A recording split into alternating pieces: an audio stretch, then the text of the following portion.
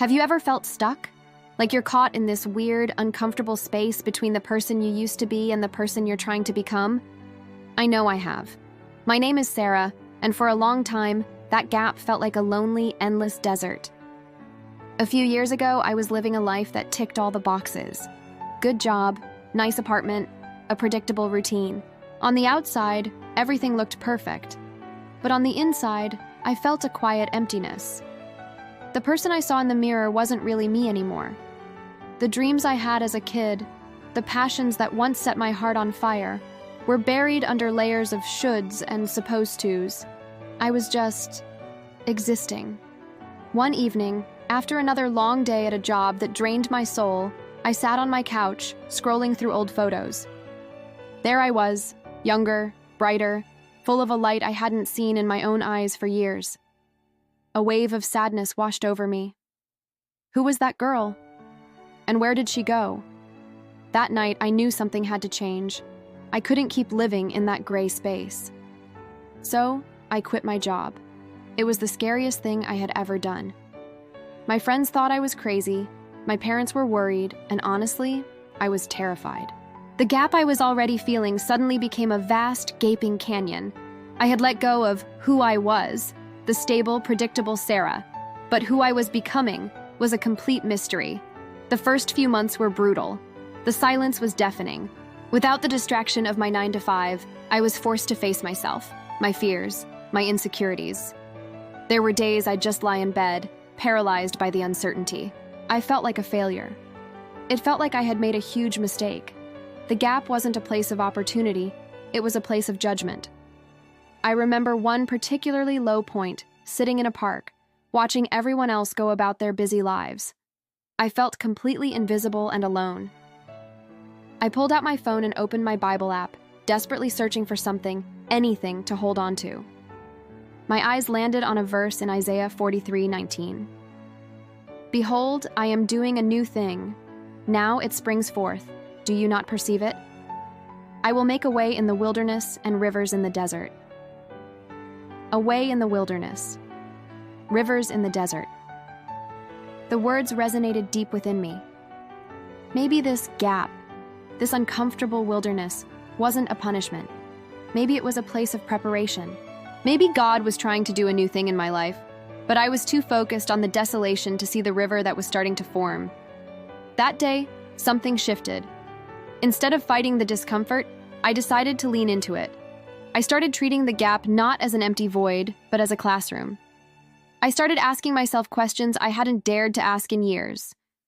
What do I actually love? What makes me feel alive? What was I created to do?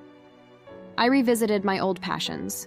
I dusted off my old guitar and started writing songs again. The first few were terrible, clunky, and full of self-doubt. But with each chord, a little bit of the old me started to peek through. I started volunteering at a local youth center, helping kids with their music lessons. Seeing their faces light up when they finally nailed a difficult chord progression sparked something in me I hadn't felt in a decade. There was this one kid, Leo. He was shy, always hiding behind his oversized hoodie.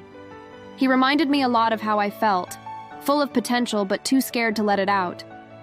He wanted to learn a specific complicated song. Week after week, he'd get frustrated, wanting to give up. I'd sit with him and say, "Leo, it's okay. Growth happens in the struggle. This part right here, this is where you get stronger." One afternoon, as I was encouraging him, his words hit me like a ton of bricks. He looked up at me and said, "It's easy for you to say. You've got it all figured out."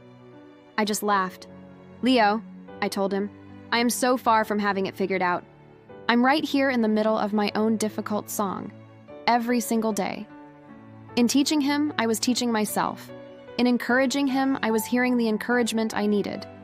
I realized my purpose wasn't some grand destination I had to arrive at. It was being built, note by note, right here in the messy middle. My purpose was found in using the broken pieces of my past to help someone else build their future. The journey wasn't a straight line. There were still days of doubt, days when the old anxieties would creep back in. But now, they were different. I started to see them not as stop signs, but as signposts, reminding me to rely on a strength greater than my own. Like it says in 2 Corinthians 12:9, "My grace is sufficient for you, for my power is made perfect in weakness. My weakness, my uncertainty, my feeling of being in between, was the very space where God's power could show up the most. Slowly but surely, the wilderness began to bloom. The music I was writing started to have a new depth. The relationships I was building at the youth center filled me with a joy my old job never could. I started a small online community, sharing my story and the songs I was writing, connecting with others who felt stuck in their own gap. I'm not the same person I was when I quit my job, and I'm not yet the person I will be tomorrow. I'm still in the gap.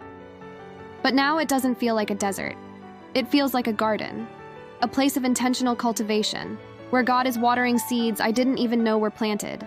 The space between who I was and who I am becoming is no longer a source of fear. It's the sacred ground where I'm being transformed. If you're in that gap right now, feeling lost and uncomfortable, please hear me. You are not alone, and you are not forgotten. This is not a detour, it's part of the path. God is making a way for you in your wilderness. Lean into the discomfort, ask the hard questions, and look for the rivers in your desert. Be patient with yourself. This in-between space is where the most beautiful growth happens. It's where you find out that your strength is made perfect in weakness, and your purpose is often found in the very place you felt most lost. Don't rush the process. Your new thing is springing forth. Can you perceive it? Thank you so much for spending this time with me. I hope this story brought you a little bit of hope today. If it resonated with you, please like this video, share it with someone who might need to hear it, and leave a comment below telling me about your own in-between journey. And don't forget to subscribe to Elyon's exclusive daily fix for more encouragement. You are seen, you are valued, and your story matters. See you next time.